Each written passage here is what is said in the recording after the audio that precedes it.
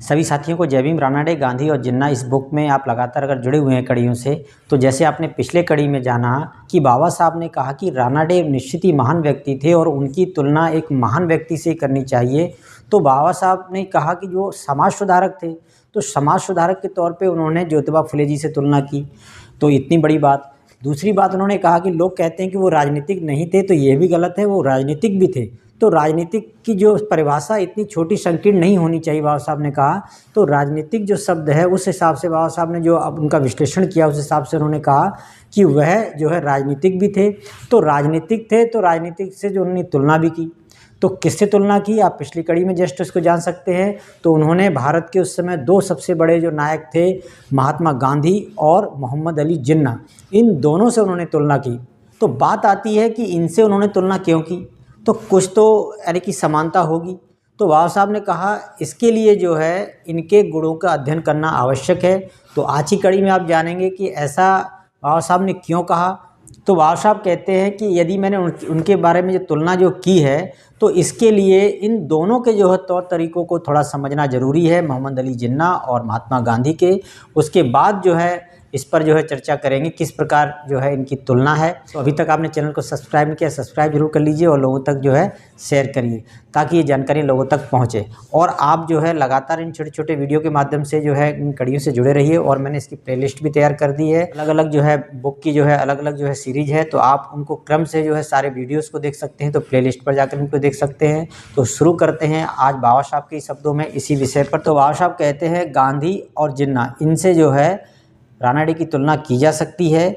वे कैसे इतिहास की रचना करेंगे इसे तो भावी पीढ़ी बताएगी, महात्मा गांधी और जो जिन्ना है। लेकिन इसके बाद कहते हैं एक हिंदुओं का नेता है, दूसरा मुस्लिमों का है, वे आज के आदर्श पुरुष और नायक हैं। मैं उनकी तुलना रानाडे से करना चाहता हूँ। रानाडे की तुलना में वे कैसे हैं, इसके लिए यह जरूरी है कि उनके उन स्वभावों तथा तौर तरीकों का कुछ वर्णन किया जाए जिनके कारण हम उनसे परिचित हो गए हैं, जो गांधी और जिन्ना से। तो बाबा साहब कहते हैं बड़े ही कटाक्ष और काफ़ी जो है तर्कों से उनके मूल्यांकन के बारे में मैं केवल अपने विचार प्रस्तुत कर सकता हूं। और उसमें सबसे पहली बात मेरे मन में यह कौनती है कि जहां पर उनके विराट अहम भाव का संबंध है, मतलब जो अहंकार घमंड का है, उन जैसे अन्य दो व्यक्तियों को खोज पाना कठिन ही है जितना जो है इन दोनों में है, गांधी और जिन्ना में। उनके लिए व्यक्तिगत प्रभुत्व ही सब कुछ है, खुद के लिए ही सब कुछ कर रहे हैं। और देश हित तो शतरंज की गोट है और इसके अलावा कुछ नहीं है देश जो है उनके लिए। उन्होंने भारतीय राजनीति को निजी मल्ल युद्ध का अखाड़ा बना रखा है। बताइए कितनी बड़ी बात उन्होंने बाबा साहब ने कही।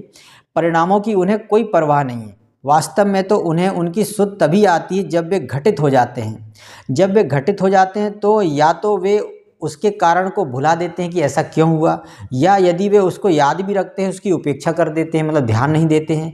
वे आत्मतुष्टि की ओढ़नी ओढ़ लेते हैं, मतलब अपने आप को समझौता कर लेते हैं, अपने आप को समझा लेते हैं हाँ जो कुछ हुआ सही हुआ। और वह उनके सभी पश्चातापों को हर लेती है, यानी अपनी गलतियों पर जो है पर्दा डाल देते हैं। वे विलक्षण एकाकीपन के ऊंचे मंच पर खड़े हो जाते हैं। वे अपने बराबरी वालों से ओट खड़ी कर लेते हैं ताकि जो है उनके बराबर कोई दिखाई न दे। वे अपने से घटिया लोगों से मेलजोल पसंद करते हैं। आलोचना से वे बड़े क्षुब्ध और व्यग्र हो जाते हैं, पर चाटुकारों की चाटुकारिता की चाट में बड़े प्रेम से खाते हैं।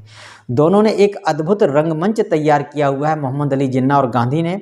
और वे चीज़ों को इस ढंग से प्रस्तुत करते हैं कि जहाँ भी वे जाते हैं वहाँ सदा उनकी जय जयकार होती है। इस तरह का वो जो है प्रस्तुत करते हैं। निश्चय ही दोनों सर्वोच्च होने का दावा करते हैं कि मैं सबसे बड़ा हूँ।